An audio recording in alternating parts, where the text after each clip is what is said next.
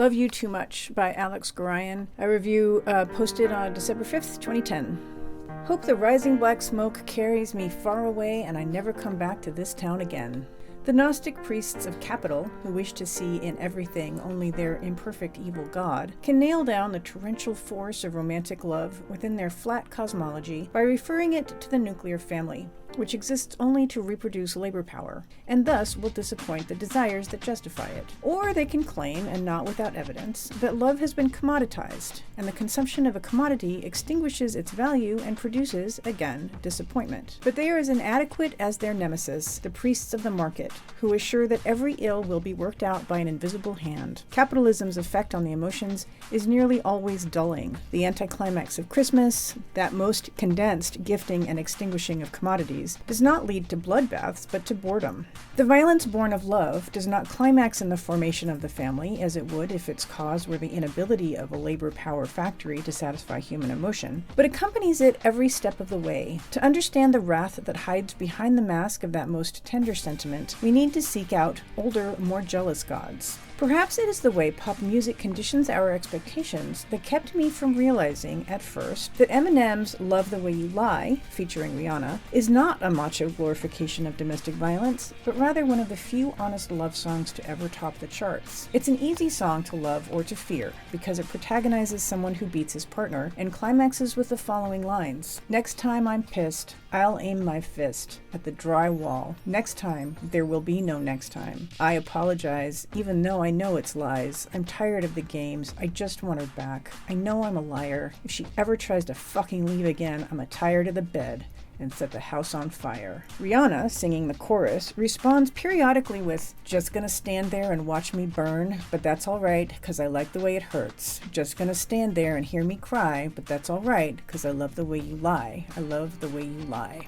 The song follows a moral compass that unequivocally signals domestic violence as wrong, but it also presents such violence as an inevitable tragedy, which the beater, as much as the person beaten, reproduces. The song itself explains their love as an irrational, overpowering addiction. I can't tell you what it really is, I can only tell you what it feels like. And right now there's a steel knife in my windpipe. I can't breathe, but I still fight.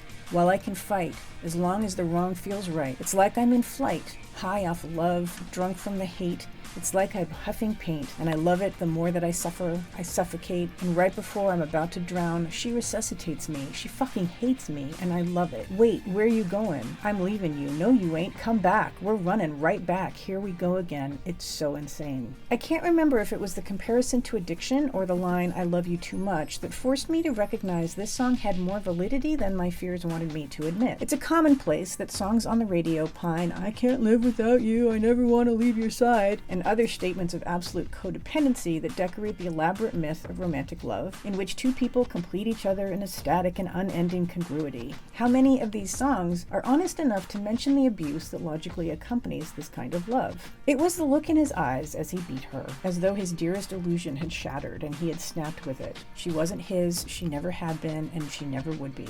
Up until now, she had chosen to accompany him, and after today, clearly she would not. Whatever happened to till death do us part, he muttered confusedly on one of the few occasions he ever talked about it with me. He didn't understand the kind of love that changed, kind that was contingent on choice. I continued to love them both, not with the proprietary love of a husband or a mother, but with the love of a child who wants everything to be okay. By loving them, I learned a number of things. I learned that she was strong, that we may not get to choose if we get beaten, but we can choose whether we become victims, or whether we walk out. She never hated him either, but unlike Rihanna's character in the Eminem song, her sympathy was not a weakness, nor a resignation to being abused.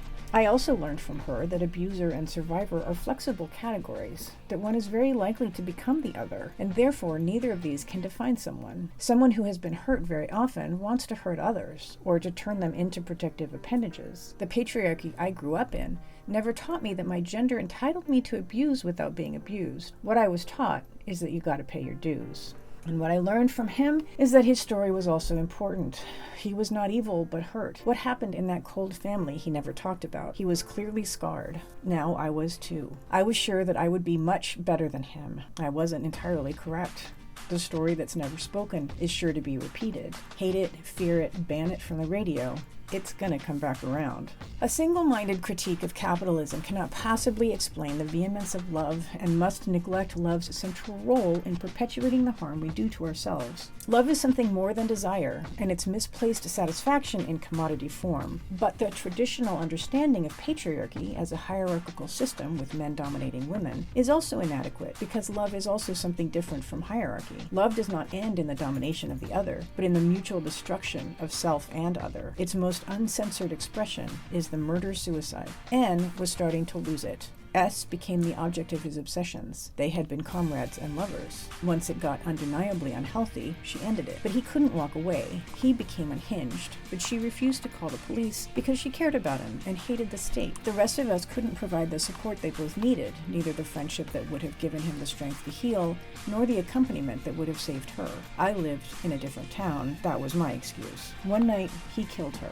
walked up the hill to watch her house burn down, opened his wrists, and spilled his guts out on the ground in front of him. I understood those who hated him for it, but I couldn't find it in myself. He already hated himself enough. And that was the part that finally triumphed. In our society, love is the perfect mask for self-hatred. I don't believe that self-hatred is a product of capitalism, but an inevitable companion to the anguish of living. However, work, politics, colonialism, deforestation, and the patriarchal family give us many more reasons to hate ourselves. And they deprive us of means to heal ourselves. Strength is collective property. No one is alone. The illusion of individuality, where it succeeds, leaves us constantly bleeding.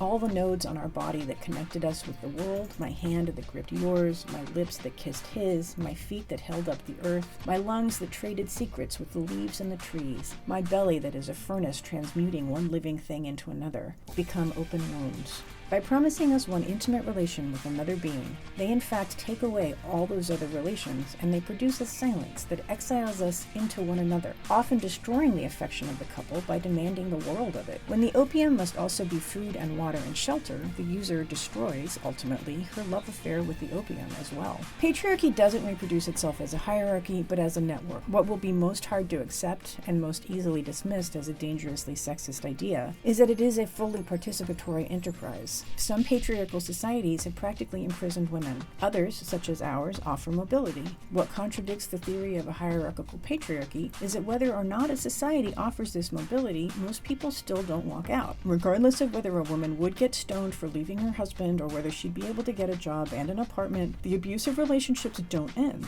because they are not predicated on enforcement. The content of the gender roles differ wildly from one patriarchy to the next, and although a duality and some kind of privileging of the male half are features common to all of them, the means of enforcement and even the availability of centralized coercion to enforce these roles are inconsistent. The universal feature that would guarantee the reproduction of these roles, with or without enforcement, is their complementality. You're the same as me, but when it comes to love, you're just as blinded. Patriarchy would either have aborted capitalism or been abolished by it long ago if its functioning required that any power or autonomy remain in the hands of its male half. Capitalism can brook no independence. No radical feminist can deny this. Yet a misunderstanding of privilege has done everyone a disservice by painting women as too weak to break out of the system if they actually wanted to, and men as the monsters to keep the whole thing going. Privilege means, among other things, that male perspectives and experiences are the default, but this could only be possible within an oppressive system if it were impossible for men to live within their own prescribed experiences. In other words, male perspectives are the default, but they do not belong to or serve the interests of those categorized as male. And this is exactly how it works.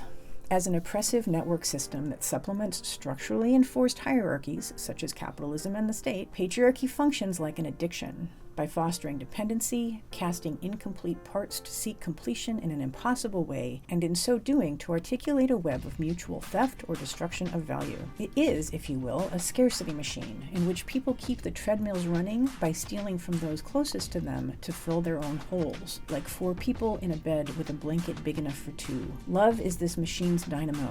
Its violence arises when people can't live without exactly what is destroying them, when one thinks he is completing another and actually Suddenly he is filling up his hole by eviscerating the other. You ever love somebody so much you can barely breathe when you're with them? I told her from the beginning that I didn't think monogamy was healthy in a romantic relationship, at least for me. She considered this an unhealthy, selfish attitude. Consequently, she was always right, or at least excused, when she looked through my address book, read my old love letters, searched the files on my computer, screamed at me in order to discover my infidelities. And when she broke the rules she herself had laid down, it was only an error caused by the stress of loving a selfish bastard. Our own imperfections are always easy to understand. How long it took me to discover that healthy love is only possible when we take responsibility for our own emotions, expropriate them from these networks of codependency, as it were. And in fact, I can be most grateful to the lovers who treated me like shit for teaching me this. They took good care of themselves. Beyond that, if we meet, it's marvelous. If not, that's all right. I could either choose to take care of myself and not demand anything of others but what they gave as a gift, or I could choose to be a victim. I chose the former, and our love existed where we coincided. When we stopped coinciding, we went our separate ways, each stronger and wiser. We love in order to destroy ourselves and build ourselves back up again, a heartbroken friend tells me in a moment of hope. Despite her more Herculean vocals, Whitney Houston's version of I Will Always Love You is tawdry next to Dolly Parton's original. This may in fact be a result of Houston's earth-shaking claudal vibrations actually drowning out the quieter sentiments that make this song so beautiful.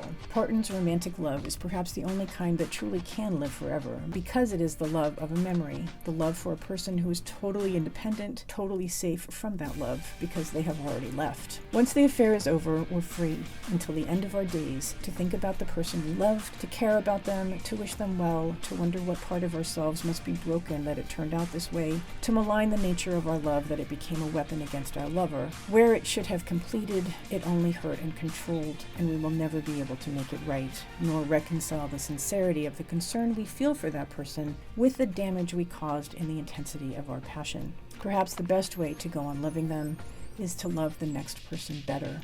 Both the idea of romantic love and many of the radical responses to its inevitable abuses are implicitly predicated on the idea of human fragility. Love runs perpetually from a fear of loneliness, but only by embracing this loneliness and not conquering it, it will never be conquered, but making our peace with it, can we love not as a parasite, but as one creating a joyous project among companions. Accountability, meanwhile, often unknowingly fosters moral and judicial frameworks of blame. In this paradigm, pointing out that patriarchy is participatory will be interpreted not as the first step towards a strategy of liberation, but as blaming the victim. This defensiveness is perfectly understandable, given how judicial processes impose themselves on us, and in these processes, the person with less social privilege usually takes the blame for whatever disorder has interrupted the illusion of social peace. But if what we are setting up is not a courthouse but a commune, a conspiracy among friends, the embodiment of our dreams, we have to permit ourselves to talk about things that could never be said in a society in which everything you say will be used against you.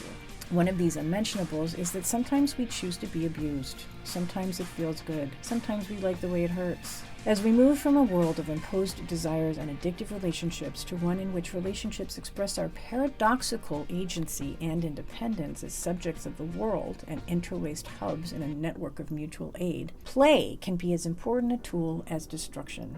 Patriarchy is a game that solidified and forgot its own rules. Queer theory and some of the libertarian psychologists who preceded it have taught us that suppressing what troubles us only perpetuates it. By playing with power dynamics, playing with pain, even playing with torture, we make them our own, and we can make them harmless to us. We are not so fragile that by having our partner tie us up and having her whip us or choke us with a dildo, we lose something to her. We become dominated. A consensual scenario is a world apart from an abusive relationship, but the hidden connection between the two, and the one thing that would allow us to move from the latter to the former, is that in both situations we have agency, whether we recognize it or not, and that our own desires may well be contradictory and frightening. Compare the Eminem song to Kiss with a Fist by Florence and the Machine. Though the singer croons that a kiss with a fist is better than none, and just like Eminem promises to set her lover's bed on fire, only a dogmatic second waver could claim Kiss with a Fist is a fucked up song that apologizes for abuse or victimization. I broke your jaw once before, I spread your blood upon the floor, you broke my leg in return, so I sit back and watch the bed burn. Love sticks, sweat drips, break the lock if it don't fit. Kiss with a Fist. The Eminem song frightens us because it protagonizes the batterer, and to a lesser extent also the survivor who chooses to remain. It refers to emotions all of us have felt, and thus forces us either to reject it as incorrect, or to acknowledge our own capacity to abuse, or to choose to be abused without judgment. By suspending judgment, or at least mixing it with sympathy, the song creates the possibility of learning from a seemingly incurable situation. Judgment makes learning impossible. The judge is the greatest fool in the statist pantheon because one cannot learn from those one condemns. The picture painted in Love the Way You Lie reveals the violence of love not as a hierarchy but as a cycle. Perhaps what is needed to change the cycle is the recognition that abuse is a function of codependency, and nowadays dependency is perfectly normal, but it is also an expression of our individual agency. What we need is no less than to be exceptional.